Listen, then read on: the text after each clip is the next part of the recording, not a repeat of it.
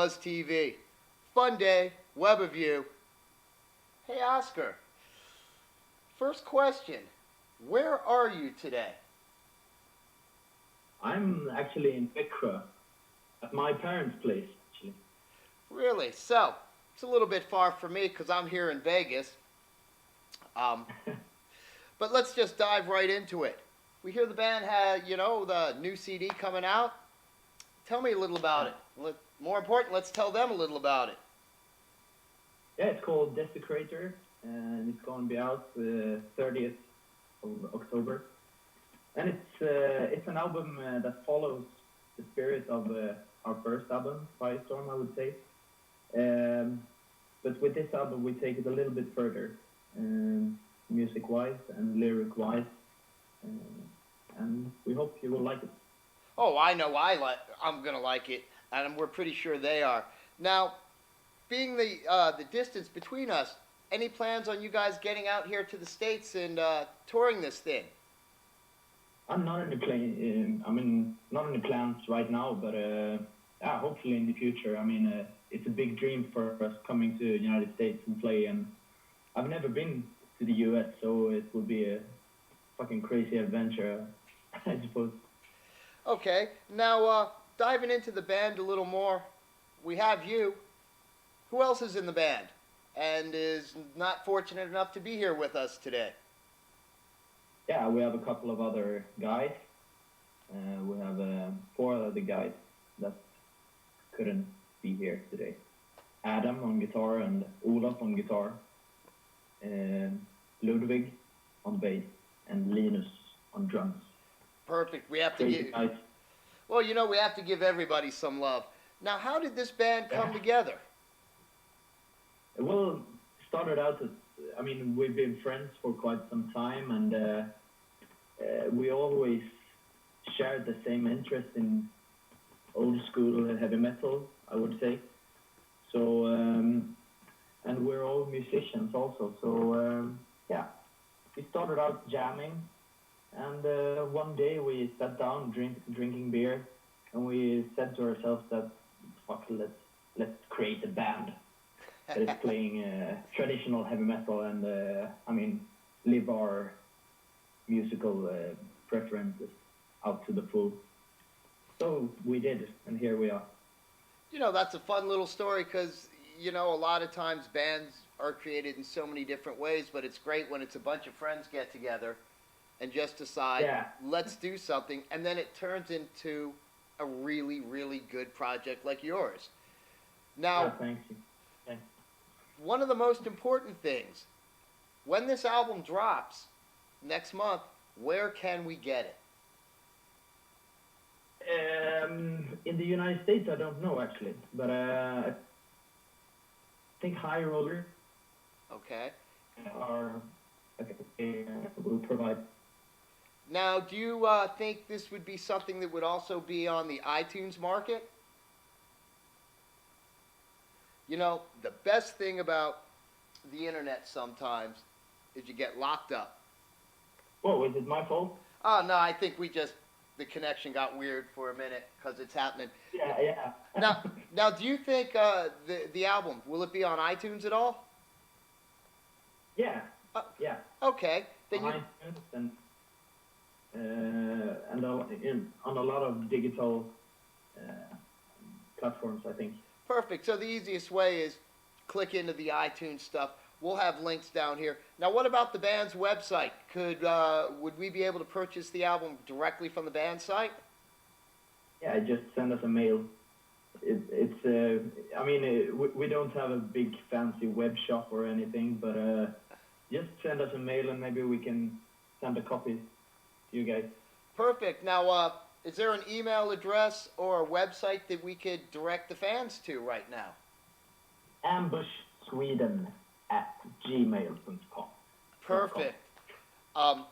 Now, we'll have links to everything this way down here at the bottom. So if you're watching this through our free iPhone or free Android app, go to the Buzz TV website. You'll see a link down here to everything that you can get to Ambush. We'll make sure you can get to the Facebook stuff, the web stuff. And again, if you're here in the States, just click that iTunes thing and you're good to go and you'll find that album. Now, the new album, how long did it take for you guys to record? The recording proceeded, I would say, 2 to 3 weeks. 3 weeks. And the songwriting was basically done before that. So, I mean, the album took a little longer time than that, but the recording was 3 weeks. Nice. It was good you could get it done somewhat quickly, and then save you a little bit of money, because a lot of times you get lost in the studio and you're broke. Yeah. We're pretty fortunate to have a lot of friends in our hometown that knows a lot about studio shit, which we don't know anything about. But then also I record my vocals in my studio. Got it. So it's a bit easier doing it in that way, because I mean then we can record separately also. Right. Guitar and vocals and everything. And if you're doing it in your studio, you could take the time to get what you need done versus you're in a studio paying for it. So, you know, it's great that technology has got to a point that us as musicians can actually do a lot of our own stuff. Yeah. I mean, it's a totally new concept of approach. I mean, you don't have to have a $20 million studio to create good music. Exactly. Anymore. So it's pretty good for us who don't have a lot of money. Nobody does anymore. Here's a question. Is anyone in the band sponsored? Do we have any sponsors we want to give some love to? No, we don't have any sponsors. We're not at that stage yet. I mean, we would love to be sponsored by some kind of beer company. That would be, well, you know, would be a lot of... well, you know, we're real good friends with our buddies over here with Cold Cock Whiskey. And the best thing about Cold Cock is they love to support bands. So what we're going to do is make sure they get a copy of this Webiview, and we'll see if we could hook up you guys, you know, and just open a door, you know, a channel and a line of communication. And you never know. You might just get a whiskey sponsorship. Hey, that would be fucking awesome, man. They're great. Now, hey, I got a question for you. We do this fun little thing here and have this game called Roll the Bones. Roll the Bones? Roll the Bones. What Roll the Bones is, I have a 20-sided dice. All right. I have 20 pre-selected questions. I think 3 or 4 of them even have to do with music. You up for playing? Yeah, I'm ready for everything. Cool. I'm going to roll one. I'll roll one for you, and then, of course, I'll roll one for me, because if you're going to play, I'm going to play. So, yeah, you've got lucky number 18.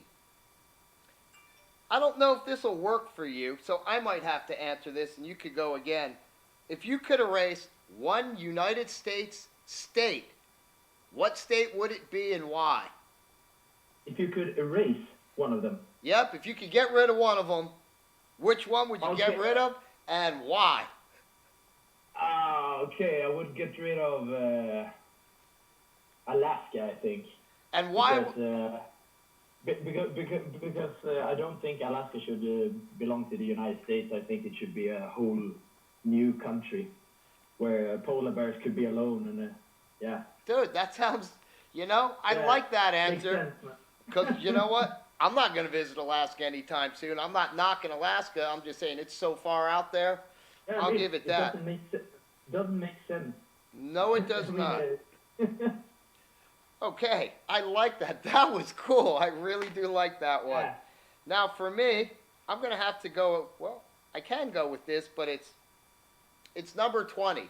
20 generally is a question called blow, and I pull out a breathalyzer and we see how hammered you are before the set. Being it's 10 in the morning here, I can honestly say I haven't had a drink yet. So that would kind of be pointless for me. So I'll roll again, and my number is 3. Okay, this will work. The first concert I've seen live. Now, I've told this story a few times. I always thought it was Led Zeppelin. Said for years and years it was Zeppelin in '77 until I had a conversation on a tour bus one day and it hit me that I was 8 years old. My parents took me to an amusement park and we saw a concert there, and it was Sonny and Cher. So the first concert I ever saw was Sonny and Cher.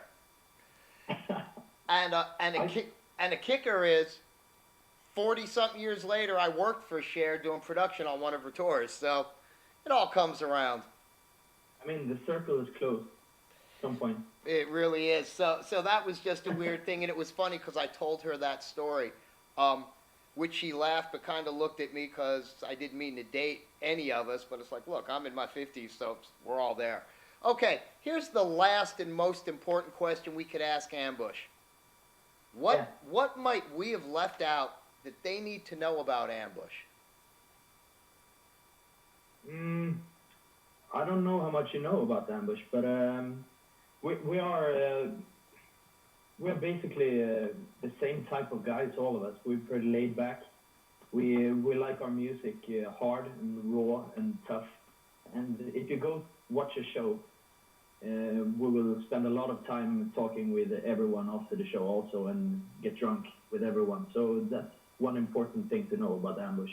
We care about everybody coming to the show. Well, you know, that's a big deal, that you're a band that cares about their fans, where I've seen them, and they're out there, that they play a show, they'll spend maybe 5-10 minutes at their merch area, and you don't see them again. No. And this could be a band that is not headlining, which is funny because you should always show love, or i.e. the headliner that just doesn't get it. Now, I understand there's times you got to get back on the road because you have to get to another town. But the times that you don't, people sometimes forget that your fans are the ones that feed you. So I love it when a band gets it, wants to spend time with their fans, and make them a family. I mean, it's too important to not care about. I mean, bands that behave like assholes to the fans, they are basically not living a very long life in this industry or whatever. Yeah. You know, that's a true thing. Secret.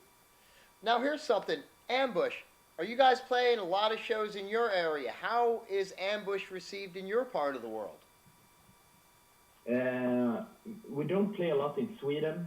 We're a Swedish band, but we don't play a lot in Sweden because we used to say Sweden has a lot of bands, but not a lot of fans. Okay. So most of our fans are on the continent, European continent, in Germany and Spain and like Holland. So once we go down there, people are crazy. But when we play in Sweden, it's more mellow. As always, Swedish people are very, shy or something. Well, you know, I could almost say the same thing in the town I live in, though. I love Las Vegas, and it's a great town. The locals really don't seem to support anything. There's a small base of here or there, but I know exactly what you mean by it's just not supported by the masses where you are. It's not you're not liked, it's just they don't support things and come out. It's funny because they're talking about trying to get a pro team. I think it's a hockey team here. And it's like, I don't know. People don't go unless they win. Definitely, people aren't going to go. So, I live in a fickle town. Now, again, the new album comes out next month, the 30th, correct? Yeah, correct. So, day before Halloween, make sure you're clicking that button. Check out the new Ambush stuff. We're going to get a track from them. We'll make sure that they send us something. So, we'll make sure that Ambush is Artist of the Week here coming up. So this way we'll have it on all our players. We'll make sure they're in the credit of an upcoming show so you get another listen to them.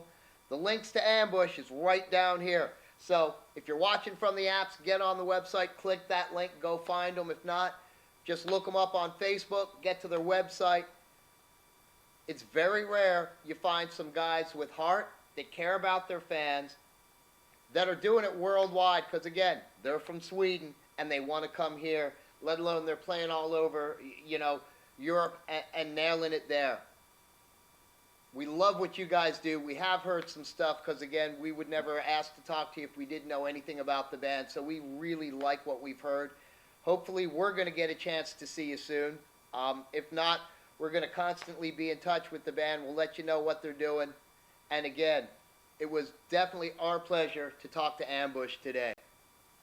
My pleasure being with you. Thanks for having me, man. Oh, no, it was great. So for myself, for Oscar, for Ambush, for Buzz TV, bouncing across the ocean from Sweden to America, we're out of here, guys. See ya.